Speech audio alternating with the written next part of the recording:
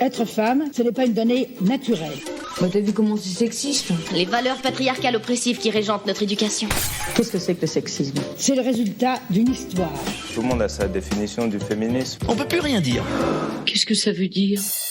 Salut, c'est Marine Pétroline, des Chroniques du sexisme ordinaire, le podcast qui débusque le sexisme dans les moindres recoins. Sexisme, féminisme, genre, virilité, transidentité, vous êtes perdus ? Pas de panique ? Tout s'explique. Aujourd'hui, on se demande, c'est quoi la charge mentale ?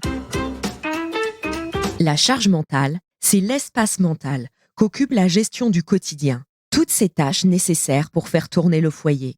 Faire les menus de la semaine et la liste de courses, mais aussi prévoir les vacances avant que les prix n'explosent, aller à la réunion parents-prof, prendre rendez-vous chez le pédiatre pour les vaccins des enfants, racheter des baskets à la petite dernière qui a grandi en un éclair, trouver un cadeau pour la belle-mère, organiser le prochain dîner avec les voisins, etc., etc.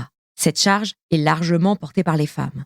La chercheuse Nicole Bray parle d'un travail de gestion, d'organisation et de planification qui est à la fois intangible, incontournable et constant, avec pour objectif la satisfaction des besoins de chacun. En gros, les femmes ont 30 onglets ouverts dans la tête en permanence dédiés à leurs proches. L'autrice de BD Emma l'a parfaitement illustré dans sa série « Fallait demander ». Elle montre comment les femmes jouent le rôle de chef de projet à temps plein, invisible et non rémunéré. Leur conjoint ne prend pas d'initiative, ou si peu, et attend qu'on lui demande quoi faire. En somme, un assistant incompétent, ingrat et déresponsabilisé. Par exemple, si le frigo est vide, il faut faire une liste et aller faire des courses.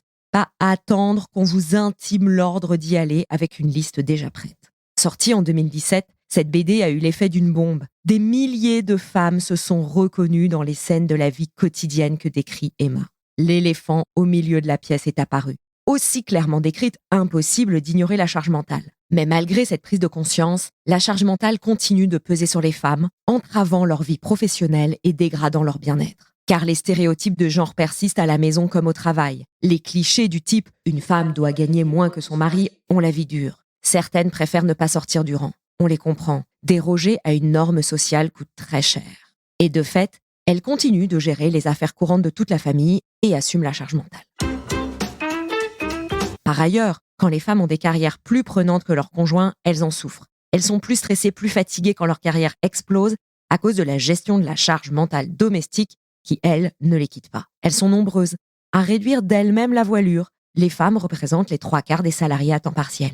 Parmi elles, 27% déclarent qu'elles voudraient travailler davantage. Les femmes sont prises entre le marteau et l'enclume. D'un côté, elles voudraient travailler plus, mais ne peuvent pas à cause de leur deuxième job à la maison. De l'autre, quand elles travaillent plus, elles sont épuisées, toujours à cause du deuxième job à la maison, et elles culpabilisent. C'est le cercle vicieux.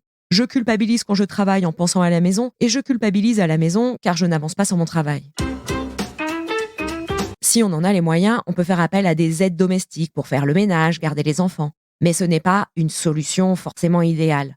Parce que ce type de prestation est effectué par d'autres femmes, plus précaires, souvent racisées et faiblement rémunérées pour un travail plutôt pénible. La solution est plutôt à chercher du côté des hommes et de l'éducation. C'est aux hommes de se retrousser les manches à la maison comme ils le font si bien au travail, et pas uniquement pour tondre le gazon une fois tous les 36 du mois. À eux de s'impliquer aussi dans la planification des tâches domestiques et de se rendre compte de ce travail colossal dont ils bénéficient depuis leur enfance. Les frères sont en effet moins sollicités que leurs sœurs pour aider à la maison. Tout le monde gagnerait à un rééquilibrage. Les couples au sein desquels la charge mentale et domestique est mieux répartie durent plus longtemps et sont plus heureux. Les hommes s'y épanouissent davantage émotionnellement et les femmes respirent. Il faut passer la seconde sur une éducation moins genrée et une meilleure représentation des modèles femmes-hommes. On attend des politiques publiques solides pour renverser les images, les actions et les discours qui véhiculent les stéréotypes de genre. Un congé paternité plus long, par exemple, pourrait améliorer durablement la répartition des tâches après l'arrivée d'un enfant. En résumé, la charge mentale, c'est le fardeau de la to-do list à rallonge de la famille que supportent les femmes. Cette charge est l'une des causes de la persistance des inégalités entre les femmes et les hommes. Une meilleure implication des hommes dans la prise en charge du foyer et des politiques publiques dédiées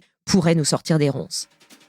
Voilà, maintenant vous savez ce qu'est la charge mentale. Les mots sont importants, car comme le dit Simone de Beauvoir, nommer, c'est dévoiler, et dévoiler, c'est déjà agir. Rendez-vous dans le prochain épisode pour continuer à nommer, dévoiler et agir contre les sexismes. En attendant, vous pouvez retrouver les chroniques du sexisme ordinaire sur les réseaux sociaux et vous abonner à la newsletter pour découvrir encore plus de pépites antisexistes. Enfin, ce podcast existe aussi en spectacle. 45 minutes pour débusquer le sexisme dans les moindres recoins avec pédagogie, humour et zéro culpabilité. Pensez-y pour le prochain séminaire de votre entreprise, un événement de networking ou encore un festival. À bientôt!